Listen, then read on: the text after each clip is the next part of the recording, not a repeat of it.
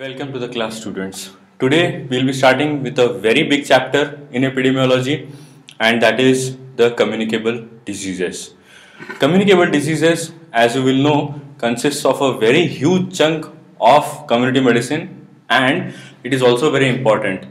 It is a chapter which will integrate pediatrics, obstetrics and gynecology, medicine, physiology, biochemistry and immunology. Probably a lot of microbiology also.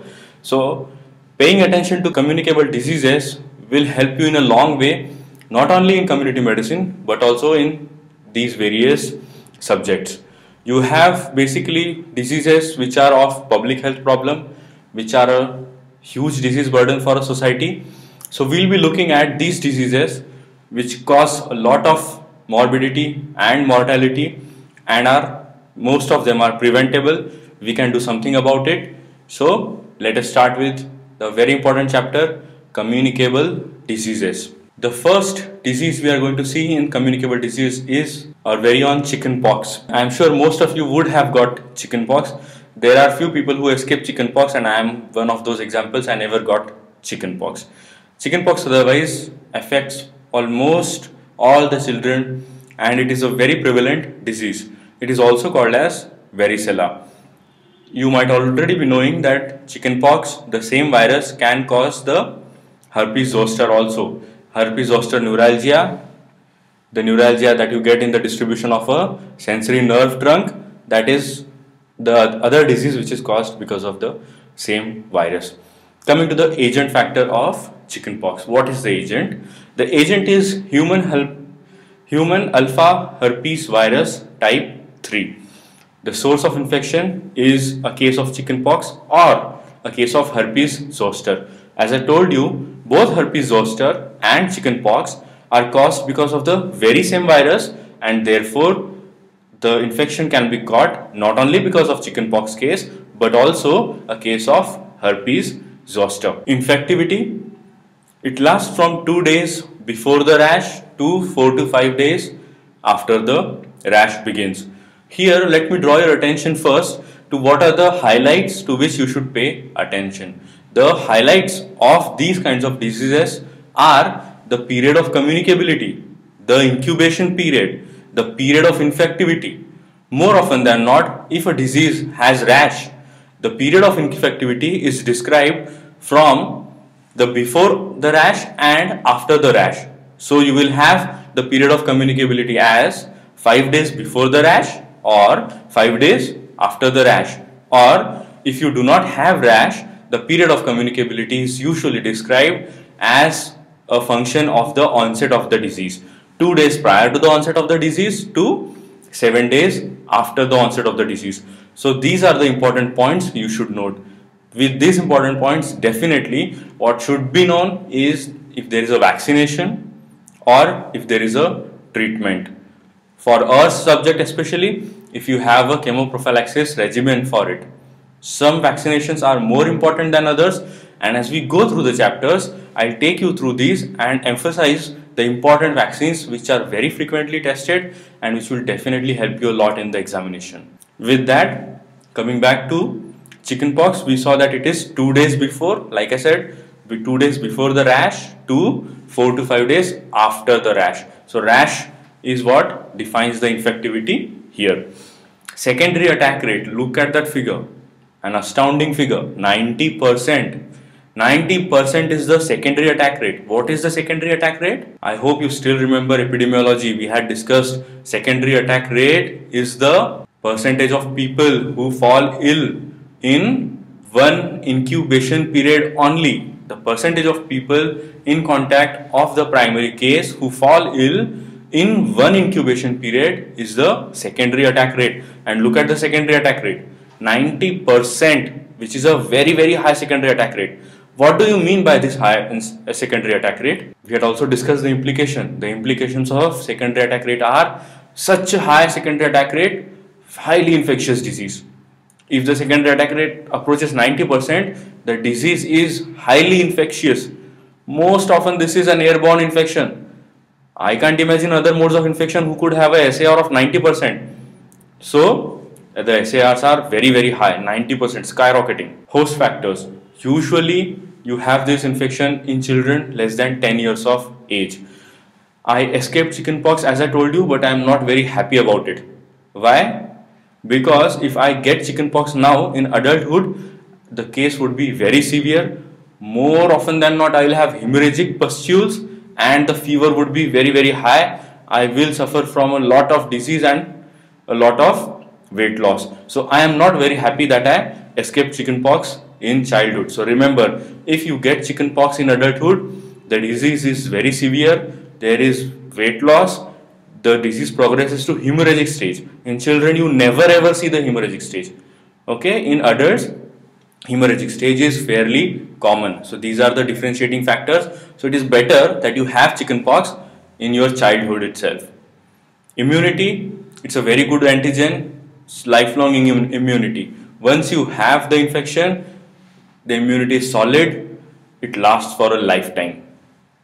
Pregnancy, if the chickenpox happens to a pregnant female, you have a lot of complications in the pregnant female, and we will see what those complications are. What you need to remember here is that chickenpox, the virus itself, causes cell growth retardation. So you have atrophic limbs, you have scars, you have other malformations. So basically this virus is not very compatible with growth, and therefore you can have these complications. Coming to the incubation period of VZV or chickenpox, that is 14 to 16 days. That means the point from which the virus enters the person to the point for which the clinical manifestations start. So 14 to 16 days is the incubation period for chickenpox. Now, as I told you, there are many diseases, but incubation periods for certain diseases are important, and this is one of those examples. 14 to 16 days for chickenpox. Transmission, as I told you, looking at the SAR, I think that this is probably respiratory. Okay, so here it is. The disease spreads because of droplet infection and droplet nuclei. Now, what is this droplet infection and droplet nuclei? Nothing very hi-fi, it's just a fancy way of putting some terms. Droplet nuclei are very small aerosolized particles of the droplets you throw. Say for example, if you have sputum, a tuberculosis case throws off sputum, that is not a nuclei. But if he sneezes, you have got those fine aerosolized mists coming out. You know those high-speed photographies that you see on Discovery, that high-speed sneeze, those small minute particles that you see against the light, those are droplet nuclei. So that is droplet nuclei, and the other mode is droplet infection. Personal contact, obviously the SARs we saw are very high. What is important here is, look at the slides, formites play no role, very important, formites play no role. In chickenpox, the virus is very labile, cannot be alive outside of the body, and therefore formites play no role as far as chickenpox is concerned. This is a bit tricky, you know, the SARs are very high, but one of the important modes of transmission is missing. Formites play no role. So it's a paradox. Virus crosses placenta, as we saw, and causes something called as congenital varicella. All of you would already be knowing those TORCH group of infections. Congenital varicella is also prevalent. What are the clinical features of chickenpox now? You have a pre-eruptive stage in which you have fever, you have back pain, shivering, malaise. Does this sound like it has been repeated a million times? I am sure it is.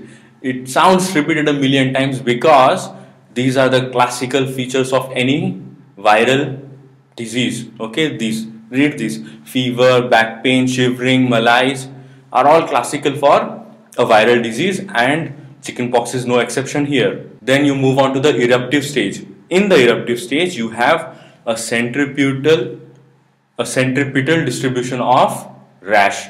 That is, you have the rash on the trunk and the axilla.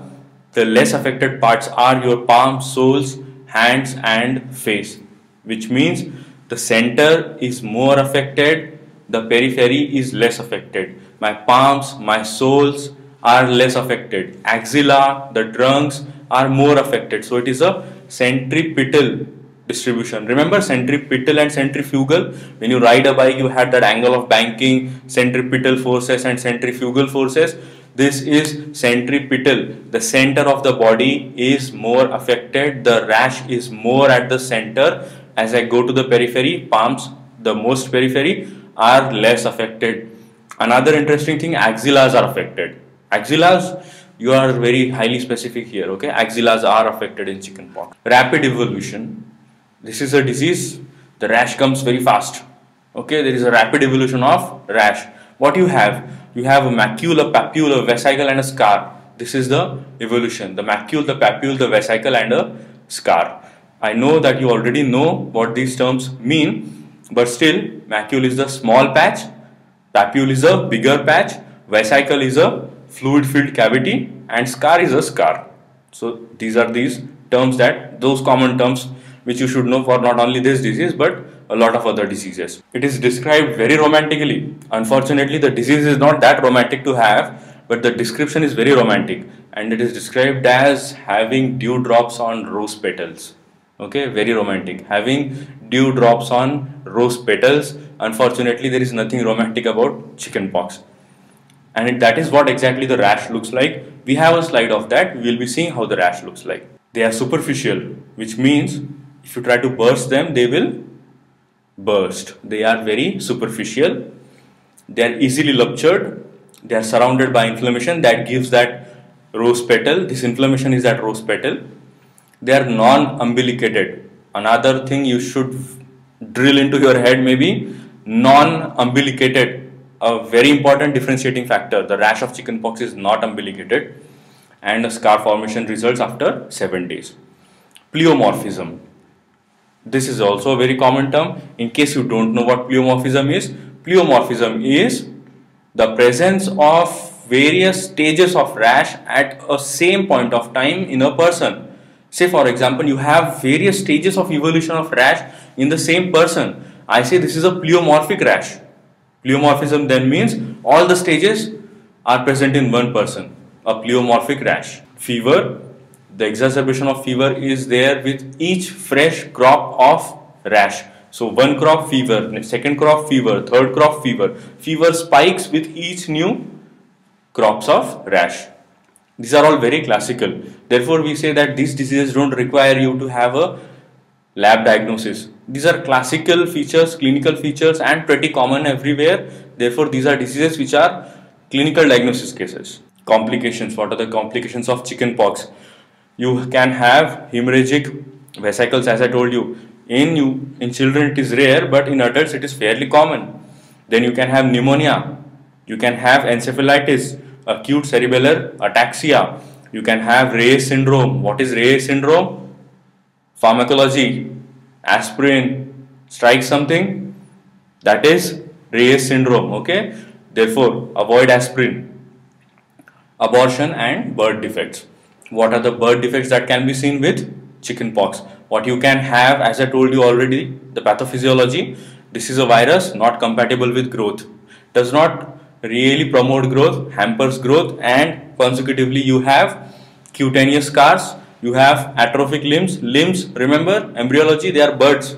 Those buds grow out. So if I have something which is inhibiting growth, the buds won't grow out. So I have atrophied limbs, I have scars because the skin is not appropriately growing. So it has got scars. I have microcephaly and I have low birth weight. If you remember the pathophysiology, my friends, everything is crystal clear. It is a virus which hampers growth, and all these are basically manifestations of not having growth. Cutaneous scars, atrophic limbs, microcephaly, and low birth weight, all of them, growth is absent. Oncogenicity, not to worry about too much, but yes, this virus shows oncogenic potential. So one of those red viruses, okay, has oncogenic potential, can cause cancer. On electron microscopy, you can see round particles. Okay, so this is the shape on electron microscopy, and they are brick shaped in smallpox. I was emphasizing on the clinical features, you remember? This is the second point that you should know. They are brick shaped in smallpox and they are round particles in chickenpox. What is smallpox? Smallpox is the only disease which we have been able to eradicate from the face of planet Earth. Smallpox is the only disease. Please remember, never forget. and therefore it is all the more important that you know the differentiation between smallpox and chickenpox. If you notify to a health facility that I have diagnosed a case of smallpox and it turns out to be a chickenpox, I can't even begin to describe what an embarrassment it would be. Okay, so you need to have this distinguishing factors here.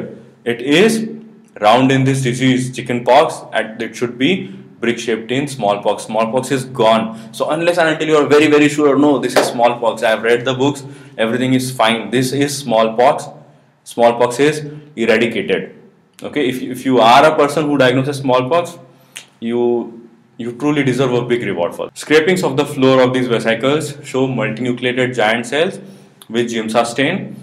Not really very frequently done, but MCQ material. Giemsa stain used for chickenpox, multinucleated giant cells are seen. Control, notification. Chickenpox is a notifiable disease. Isolation of the cases for 6 days after rash. This is important. I have highlighted it. How many days?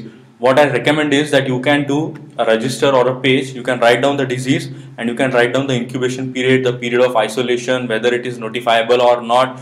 These are the very important points and it is very difficult to remember at one go. So if you have this compare and contrast between these, then you can see at a glance that okay, this is 10 days, this is 15 days. And believe me, it is the only way to remember this. It is very difficult to remember all these diseases individually. So please do yourselves a favor. After you listen to this lecture, make that chart and learn that chart. Prevention. How do we prevent chickenpox? You have some potent things here. The first thing is varicella zoster immunoglobulin. What do I give when I give immunoglobulin? Microbiology, immunology. Is it active immunization or it is passive immunization? It is a mode of passive immunization. Okay, I am not telling the body to work. I am giving it direct results. So it is passive. The body is not doing anything. So I have varicella zoster immunoglobulin, which is a form of passive immunization. It is given within 72 hours of the exposure and it is recommended for immunocompromised hosts or newborn contacts. Not really a very big thing. Vaccine. This is a should know. You have live attenuated vaccine for varicella zoster and the vaccine strain is the Oka strain. The books mention who has developed this, in which year it has developed, not really our concern. What you should know is it is a Oka strain for chickenpox vaccine. It is dangerous to postpone chickenpox. As I told you, in adults, if I get it, I'll be in a lot of pain. I'll have hemorrhagic bullas maybe because of chickenpox. Moving on to the next disease, a big public health problem. We hate to have this disease. Unfortunately, this disease is coming back, and I already told you, measles is coming back because humanity has forgotten what a curse to mankind this disease was. Measles is a killer disease. We take it lightly because of successive immunizations, the prevalence has gone so down that we forget what a dirty disease measles is. Please do not make this mistake. Measles immunization is important. It should be done. It must be done. So the next disease is measles. Measles is caused by a myxovirus. It is associated with high mortality and morbidity. What is worrisome about measles is, first of all, no doubt it is a serious disease. It has mortality. It kills. Measles kills. Plus, another problem is it has a lot of morbidity also. It precipitates vitamin A deficiency. It precipitates keratomalacia. It precipitates respiratory infections. It precipitates GIT infections. It slows down the growth curve of the child. The child precipitates into malnutrition. So these burdens are a lot with measles. It is not just a disease which kills and goes. It is not just a disease which causes a lot of worry to public, but it is also a disease which precipitates a lot of morbidity. So therefore measles is important. Remember, it is a serious disease. Measles is a serious disease. And literally it means red spots. The problem statement, measles is endemic in all parts of the world. 40% population, if you have susceptibility, you have an epidemic. Fortunately, there would be very few areas where this is the case, But then those isolated areas where immunization never reached, you can have children where 40% of the population is not immunized. Remember, it will cause an epidemic. Developing countries are more affected, so that is true for almost all the diseases, and the vaccine was discovered in 1960 for measles. The countries, according to WHO, are divided into 3 stages, which are control, outbreak prevention and elimination. So control is the first step, outbreak prevention is the second step, and elimination is the third step. Control means the reduction of incidence to an acceptable level, which means it is pretty high. Okay. Outbreak prevention means I am already on the second stage. Now I need to prevent an outbreak. I may have 1 or 2 odd cases of measles, but I don't want a blast of these cases. So that is the stage I am in. I am in outbreak prevention. And elimination, everything is fine, everything is tightly controlled. I just want to squash the disease. I want to get rid of it. That is what is elimination. I don't want this disease anymore. Agent factor, you have an RNA paramyxovirus as an agent, that is the measles virus. Source of infection, only known source of infection is a case of measles. You remember that iceberg phenomenon of disease? We discussed an exception. This is that exception. See this. There is no carrier state of the disease. If you have measles, you have the disease. So this is something like rabies. If you get rabies, you die. If you have measles, you manifest it. You cannot hide it. There are no carrier states. Subclinical infections are very rare. So this is a disease which is a reverse iceberg, so to say. There is not a term like that, but it is a reverse iceberg. The most of the disease burden is visible and maybe a small tip is underground. So that is a notable example here. Infective material. You have secretions of the nose, throat, respiratory tract during the prodromal phase. Everything is infective. Communicability. It is highly infectious before the eruptions and during the eruption. So before the eruption and before, measles is infectious very highly. Secondary attack rate.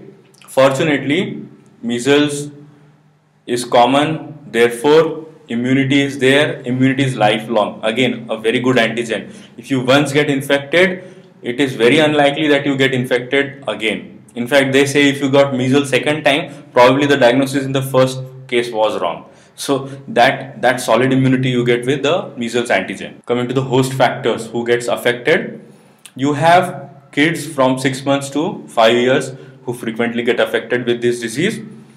Equal incidence, spares nobody. Immunity, one attack confers lifelong immunity, as I already told you.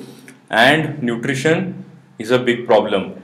Malnourished children get more measles. Measles create more malnourished children. So these are two very good friends. Okay, one gives rise to the other, and the other one gives rise to the first. Measles causes malnourishment. Malnourished children get more measles. So this is a bad synergistic association.